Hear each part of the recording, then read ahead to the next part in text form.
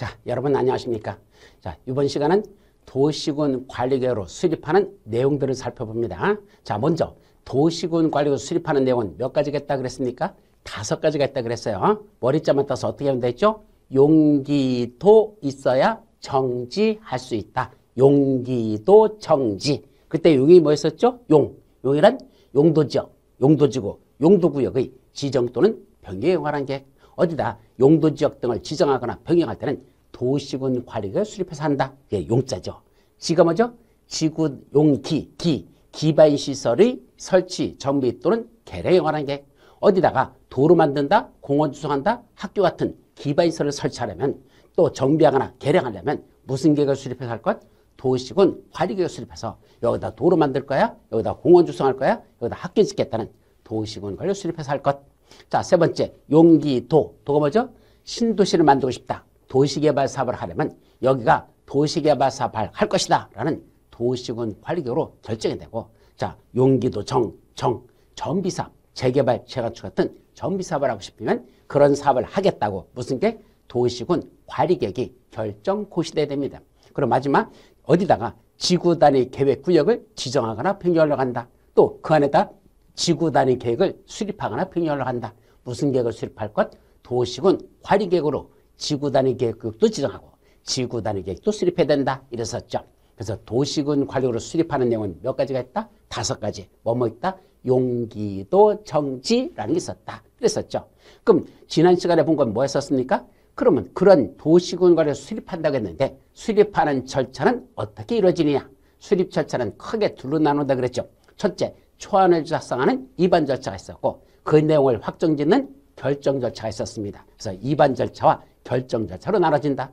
그럼 입안하자 그러면 누가 입안하지? 입안권자를 살펴봤었고 입안권자한테 이러이러한 도시군 관리계획 좀 입안해 주세요 라고 주민들이 입안을 제안하는 게 있었죠. 5가지만. 그때 5가지 뭐 썼죠? 무슨 산에 가서 뭐 한다 그랬죠? 기지산에 가서 대입시험 공부를 한다. 기지산 대입이라는 그 5가지만 도시군 관리계획으로 수립한다 그랬었습니다.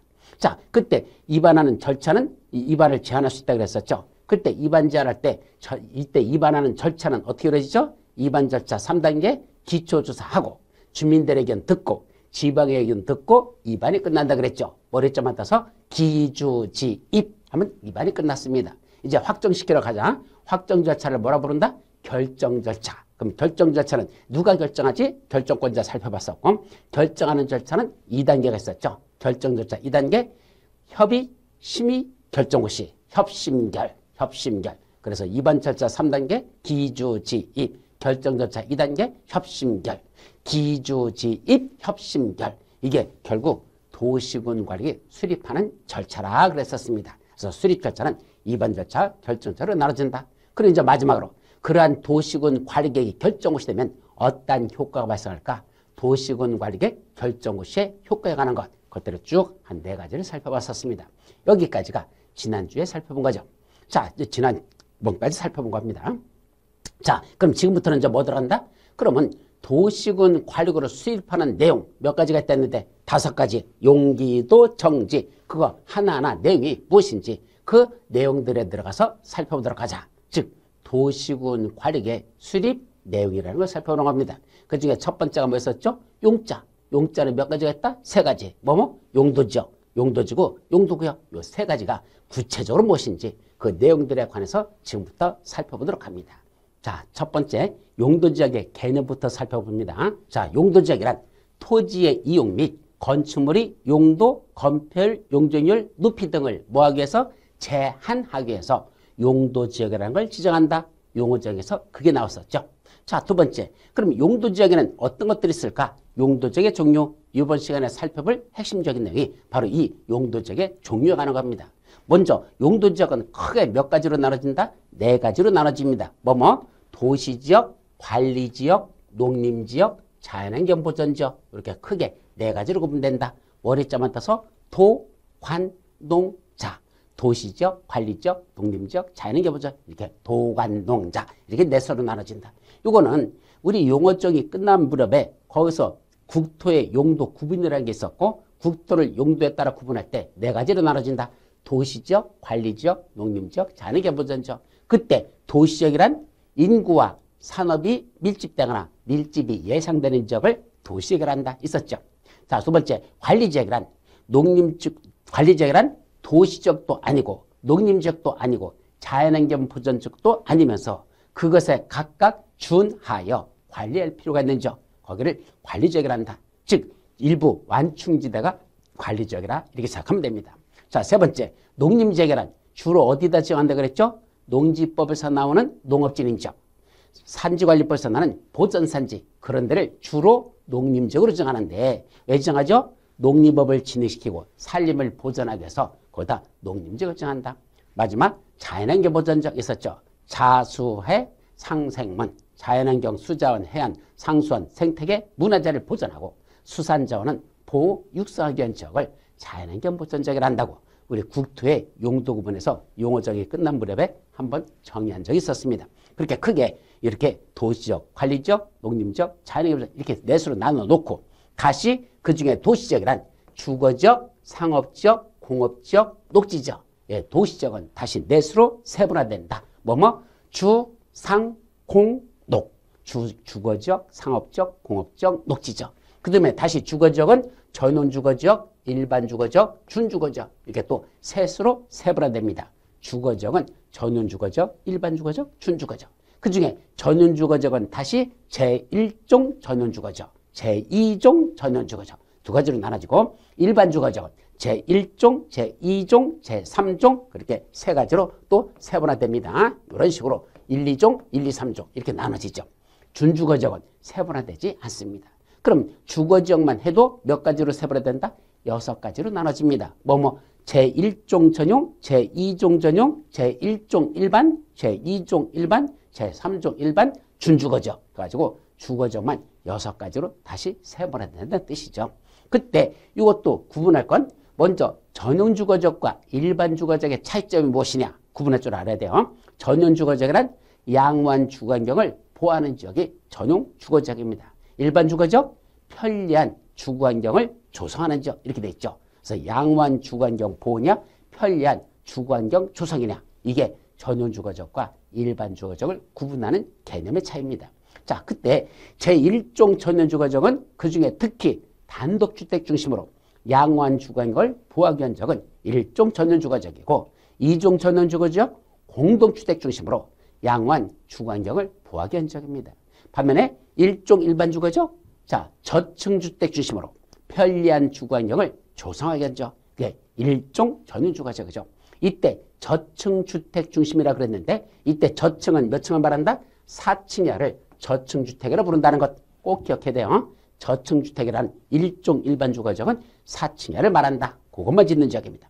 반면에 2종 일반주거적 중층주택 중심으로 양호한 편리한 주거환경을 조성한 지역 중층주택 중심으로 편리한 주거환경을 조성한다. 2종 일반주거적. 이때 중층이라는 게 몇 층까지를 말할까? 중층이란 몇 층을 말할까? 그거는 12층이 될 수도 있고 15층이 될 수도 있고 정확한 건 도시군계획 조례에서 조례라는 건 지방자치단체가 만든 법이죠. 그 조례를 찾아오셔야 됩니다. 거기서 규정하니까 거기 있는 걸 따라가서 봐라 이 말이고 그럼 3종 일반주거적은 고층 주택하면 안 돼요. 중고층 주택 중심으로 라고 돼 있죠. 따라서 1종 일반주거적은 저층주택 4층 이하를 말한다. 2종 일반주거적 중층주택 이때 중층은 조례로 정한다. 몇 층인지는 각 지역마다 다르다. 3종 일반주거적 중고층 주택 중심으로 뭐하는 지역? 편리한 주거환경을 조성하게 한 지역을 그걸 일반 주거적이라 한다 이랬었죠. 그러면 이때 전용주거적과 일반주거에서 양호한 주거환경 보호, 편리한 주거환경 조성 이게 헷갈려요. 그래서 어떻게 온다? 머리점 한번 보세요. 전양 일편 전용주거적 양호한 주거환경 보호, 일반주거적 편리한 주거환경 조성 전양 일편 이렇게 오죠. 그래서 전양을 향한 일편단심. 네, 성씨 중에 전시성 가지신 분 있죠? 그 전양, 그 전양 성을 가진 그 여자분을 전양이라 부르면 전양을 향한 일편단심 이렇게 암기하시면 될 겁니다. 자, 이거 주거지역에 관한 것들은 꼭 외우셔야 되고 그럼 마지막 준주거지역은 뭐 하는 지역일까? 주거기능을 위주로 지원하는 일부 상업기능 및 업무기능을 보완할 수 있는 지역이랍니다. 즉 주거기능이 준데 준주거지역은 주거기능이 준데 뭐도 들어간다? 상업기능과 업무기능도 보완이 필요하답니다. 결국 주택도 짓되 거기에 상가도 지을 수 있고 사무실도 지을 수 있다. 상업기능이라는 건 상가를 말하고 업무기능이라는 건 사무실을 말하거든요. 결국 주거기능이란 주택도 짓고 상가도 짓고 사무실도 지을 수 있는 이런 지역을 준주거지역이라 이렇게 표현한 거죠. 반면에 상업지역은 또 넷으로 나눠져요. 중심상업지역, 일반상업지역, 유통상업지역, 근린상업지역.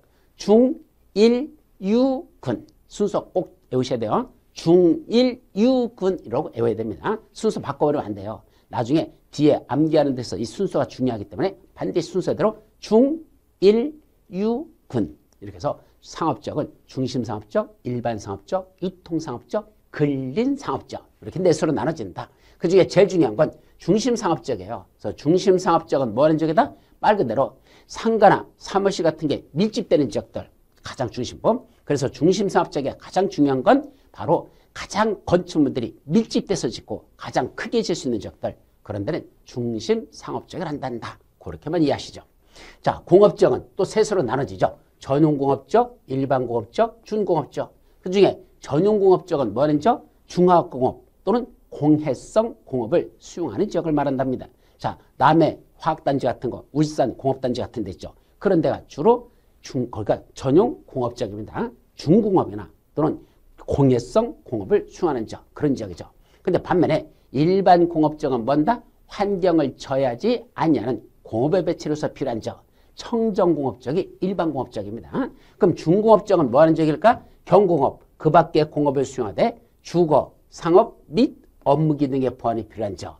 자, 그러면 중공업지역에 가볼까요? 뭐도 있어? 공장들도 있고 거기에 주택도 있고 상가도 있고 사무실도 있고 이렇게 잡다하게 다 들어갈 수 있는 지역들. 주택도 짓고 상가도 짓고 사무실도 들어가요. 공장만 짓는 게 아니야. 그런 지역을 준공업지역을 한다. 그럼 준자 들어가는 건 두 가지가 있어요. 준주거지역과 준공업지역 두 가지가 있습니다. 그럼 준자 들어가는 지역은 한마디로 말하면 좋은 지역일까? 나쁜 지역일까? 나쁜 지역일까? 좋은 지역입니다. 왜요? 다양한 건물이 들어가다 다양하게 주택도 짓고 상가도 짓고 사무실도 짓고 거기다 준공업지역은 공장도 짓고 이런 것들이 들어가는 지역. 이게 바로 준자가 들어가는 준주거지역, 준공업지역입니다. 따라서 다양한 건축물을 지을 수 있다는 얘기는 그만큼 수요가 많은 지역입니다. 건물들도 많이 지을 수 있고 수요도 많다. 돈 된다 안 된다. 돈 되는 지역, 좋은 지역 이렇게 말하면 준주거지역, 준공업지역 이렇게 이해하시기 바랍니다.